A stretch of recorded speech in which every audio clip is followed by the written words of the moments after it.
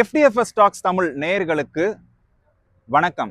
இன்னைக்கு நம்ம பார்க்க போறது மேட் இன் கொரியா திரைப்படத்துடைய மூவி ரிவ்யூ தான். Made in Korea Arya Karthik இயக்கத்துல உருவாயிருக்கிற இந்த திரைப்படம் அப்படிங்கிறது பிரியங்கா மற்றும் நிறைய பேர் இந்த திரைப்படத்தில் நடிச்சிருக்காங்க. நான் நிறைய பேர் அப்படின்னு குறிப்பிடுறதுக்கான காரணம் என்ன அப்படின்னாக்க, இந்த திரைப்படத்துல நடிச்சிருக்கிறவங்க பாதி பேர் பாத்தீங்க அப்படின்னாக்க கொரியன் ஆர்டிஸ்ட் தான் நடிச்சிருக்காங்க.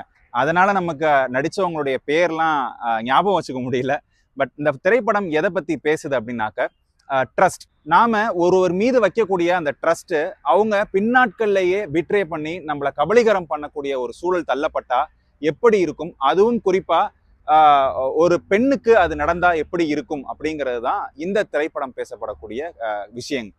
இந்த திரைப்படம் அப்படிங்கிறது தியேட்டர்ஸ்ல ரிலீஸ் ஆகல, டைரக்டா நெட்ஃபிளிக்ஸ்ல ரிலீஸ் ஆயிருக்கிறதுனால இந்த திரைப்படம் வெளியாவதற்கு முன்பே நிறைய அதை பத்தின விஷயங்கள்லாம் பேச தொடங்கிட்டாங்க.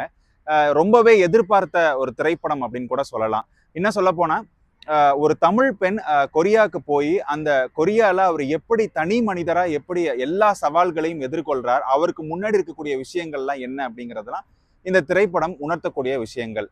இந்த திரைப்படம் அப்படிங்கிறது வெளிநாட்டுல வசிக்கக்கூடிய நிறைய பேர், அதுவும் குறிப்பா முதல் முறை வேலை தேடி போகக்கூடிய இந்தியர்களுக்கெல்லாம் எல்லாருக்குமே இந்த படம் அப்படிங்கிறது ரொம்பவே கனெக்ட் ஆகும்.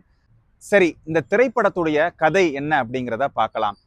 நிறைய தமிழ் படங்கள் வந்தாலும் இந்த திரைப்படம் அப்படிங்கிறது ஒரு மாறுபட்ட ஒரு திரைக்கதையை மையமா வச்சுதான் உருவாக்கியிருக்காங்க.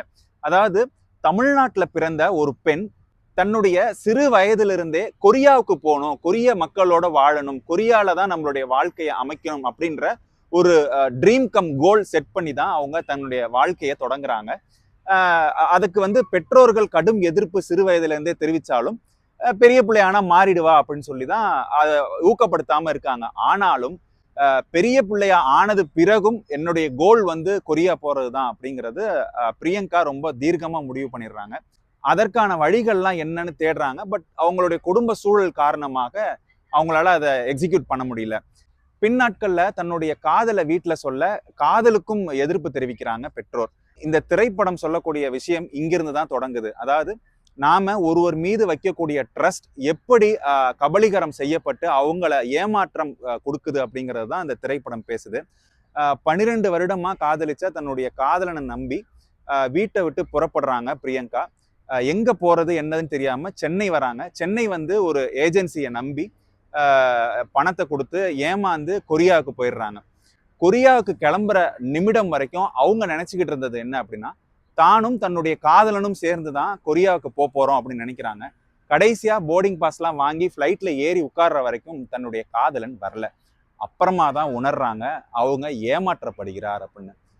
யோசிச்சு பாருங்க, நம்மளை கண்ணை கட்டி கொண்டு போய் வட இந்தியாவில் விட்டாலே நம்மளால சர்வை பண்றது அப்படிங்கிறது ரொம்பவே கஷ்டம்.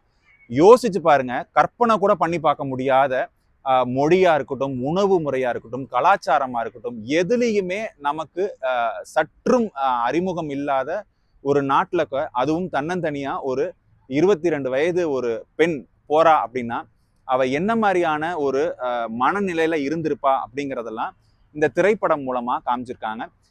அதன் பிறகு அவர் தன்னுடைய நண்பர்கள் வட்டம், தன்னுடைய வாழ்க்கையை எப்படி அமைச்சுக்கிறாங்க அப்படிங்கிறது தான் இந்த திரைப்படம் பேசக்கூடிய மற்ற விஷயங்கள். சரி, ஒட்டு மொத்தத்துல இந்த திரைப்படம் எப்படி இருந்துச்சு அப்படின்னாக்க, இந்த திரைப்படத்துடைய வேகம் அப்படிங்கிறது ரொம்பவே மெதுவா தான் இருந்துச்சு.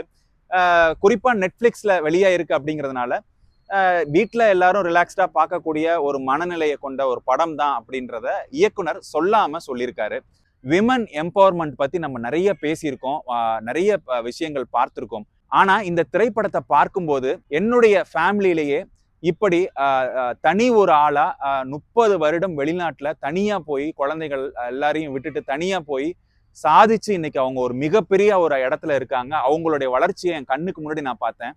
இந்த படத்தை பார்க்கும்போது எனக்கு அவங்களுடைய ஞாபகம் தான் வந்துச்சு. எப்படி கற்பனையில மட்டும் இருக்கக்கூடிய பெண்ணுடைய கனவு அப்படிங்கிறத நிஜத்திலையும் நிரூபிச்சு காட்டினது அவங்க. அதே ஒரு விஷயத்தை தான் இந்த திரைப்படமும் பேசுது. சரி மக்களே, இன்னைக்கு உங்களுக்கு மேட் இன் கொரியா திரைப்படத்துடைய மூவி ரிவ்யூ பிடிச்சிருக்கும் நான் நம்புறேன். மீண்டும் வேறொரு நிகழ்ச்சியில சந்திப்போம். அதுவரை உங்களிடமிருந்து விடைபெறுவது நான் உங்கள் அபராஜித்தன்.